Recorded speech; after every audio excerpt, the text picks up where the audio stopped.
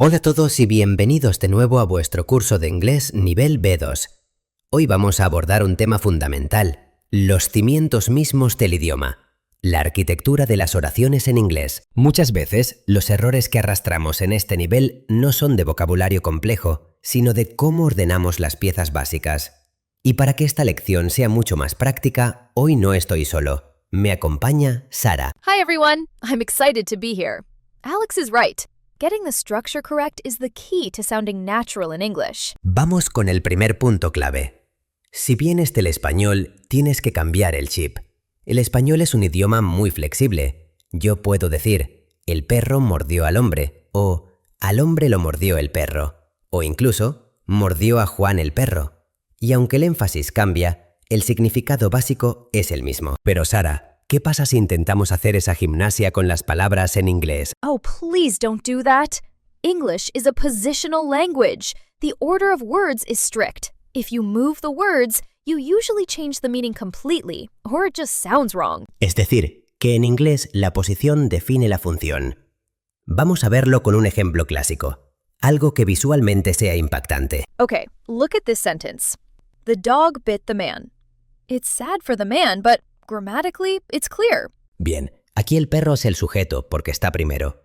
Ahora, Sara, invierte el orden de los sustantivos, como haríamos a veces en español. Now we have the man bit the dog. And now we have headlines in the newspaper.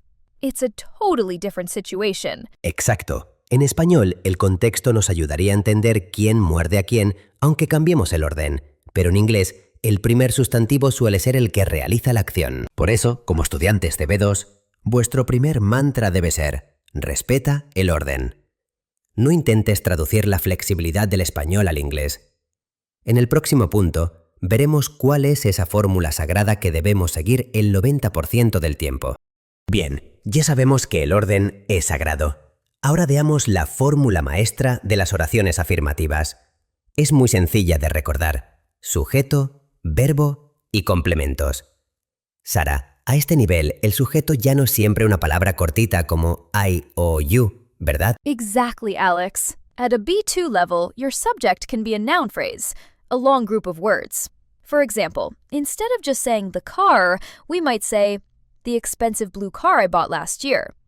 All of that is just the subject. Exacto. No importa lo largo que sea el sujeto, el verbo tiene que ir justo después.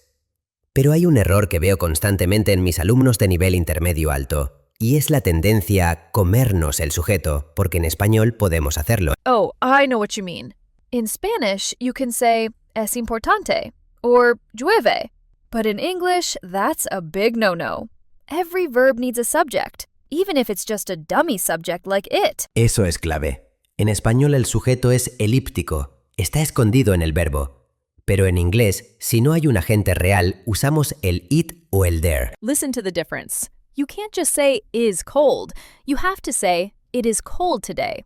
Or if you're talking about existence, there is a problem with the structure. Recordadlo siempre. En inglés, el sujeto no es opcional. Si no hay una persona o cosa haciendo la acción, probablemente necesites un it. So the rule is, find your subject, put your verb next, and then add the details. If you follow SVC, you'll never get lost.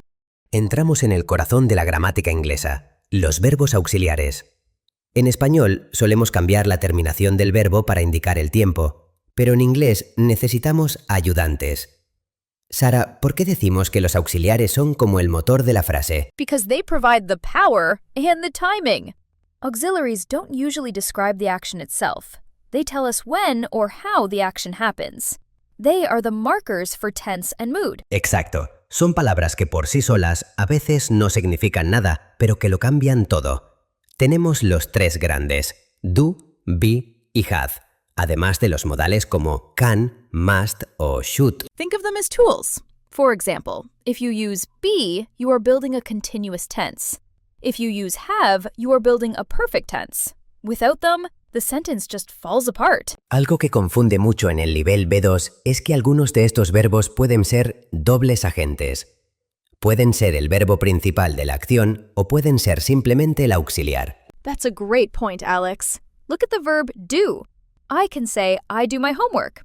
There, it's the main action. But I can also say, do you like coffee? There, it's just a tool to form the question. It doesn't mean hacer, it just means this is a question. Es vital identificar cuál es su función en cada frase. Si aprendéis a dominar estos auxiliares, el siguiente paso, que es negar y preguntar, será pan comido. Sara, ¿algún consejo final sobre los auxiliares antes de pasar a la acción? Yes! Remember that in a sentence, the auxiliary is the part that usually changes for the subject or the tense. The main verb often stays the same. The auxiliary does all the heavy lifting. The heavy lifting. Me gusta esa expresión. El auxiliar es el que carga con el peso de la gramática. Vamos a ver cómo se comportan cuando queremos negar o preguntar. Ya conocemos los motores. Ahora veamos cómo usarlos para cambiar el sentido de nuestras frases. Sara, en español simplemente ponemos un no delante del verbo y ya tenemos una negación. Pero en inglés, el not es un poco más exigente, ¿verdad? Exactly! The word not is like a passenger that refuses to travel alone. It always needs to be attached to an auxiliary verb. You can't just say, I no want, or I not like. You need your motor. I do not like, or I don't want. Esa es la clave. Si la frase ya tiene un auxiliar, como el verbo to be o un modal, simplemente le añadimos el not. Pero si no lo tiene, como en el present simple o past simple, tenemos que llamar al auxiliar do o did. And what about questions, Alex? That's where the English dance happens. La famosa inversión. Para preguntar, no nos basta con cambiar la entonación como hacemos en español. En inglés, el auxiliar tiene que dar un salto al principio de la oración. La estructura pasa de SVC a auxiliar más sujeto más verbo. It's like a signal to the listener. The moment I hear do, are, or have at the beginning, my brain knows. Get ready, a question is coming. Y ojo, un recordatorio para el nivel B2. Cuando el auxiliar, especialmente do, does y did, toma el control de la pregunta, el verbo principal se queda en su forma base. No lo conjugues dos veces. That's a classic mistake. Don't say did you went. The did already tells us it's the past, so the verb stays simple. Did you go? Resumiendo, para negar, el not se pega al auxiliar. Para preguntar, el auxiliar salta delante del sujeto. ¿Parece sencillo? Pues prepárate, porque ahora vamos a ver el único momento en el que estas reglas saltan por los aires. Atención aquí, porque vamos a ver el único momento en el que no usamos el auxiliar para hacer una pregunta en presente o pasado simple. Sara, ¿cómo es posible que a veces preguntemos sin usar el famoso do o did? It's actually very logical. We don't use an auxiliary when the question word, like who, what, or which, is the subject of the sentence. In these cases, we keep the affirmative word order, subject plus verb. Fijaos bien en la pantalla. En la frase de la izquierda, el sujeto eres tú, you. Por eso necesitamos el auxiliar did. Pero en la de la derecha, no sabemos quién es el sujeto. La palabra who es el sujeto. Exactly. If the question word is performing the action, you just say the verb in its normal form. Listen to these examples. Who wants pizza? Or, what happened yesterday? ¿Habéis visto? Sara no ha dicho who does want, ni what did happen.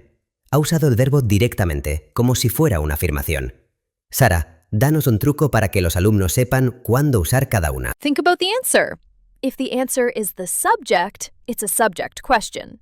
If I ask, who phoned you? The answer is Mark phoned me. Mark is the subject.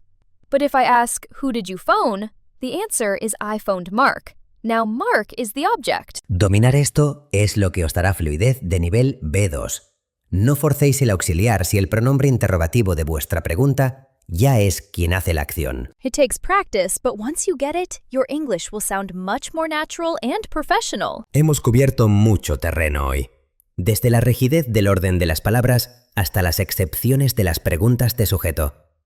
Para terminar, vamos a repasar los 3 errores que, si lográis eliminar hoy mismo, harán que vuestro nivel de inglés despegue. Number 1. The missing subject. Never leave a verb alone. In Spanish, you say es importante, but in English, you must say it is important. Always check for your it or your there. Punto número 2. El auxiliar olvidado. Recordad que para negar o preguntar necesitáis vuestro motor, ya sea do, be, have o modal. Sara, ¿cuál es el error más común aquí? The double conjugation. Don't say, did you went? The auxiliary already has the tense, so the correct way is, did you go? 1/10 per sentence, please. Y finalmente, el punto que acabamos de ver, las subject questions. No metáis auxiliares donde no hacen falta. Si preguntáis por quién hace la acción, id directos al verbo. Exactly. Remember, who lives here? No do, no does. Just the subject and the verb. Si domináis estos 3 puntos, vuestra estructura será sólida y profesional. Ha sido un placer acompañaros en esta arquitectura de la oración. Thank you for watching. Practice these structures in your next writing assignment. See you in the next lesson. Nos vemos en el próximo vídeo. A practicar.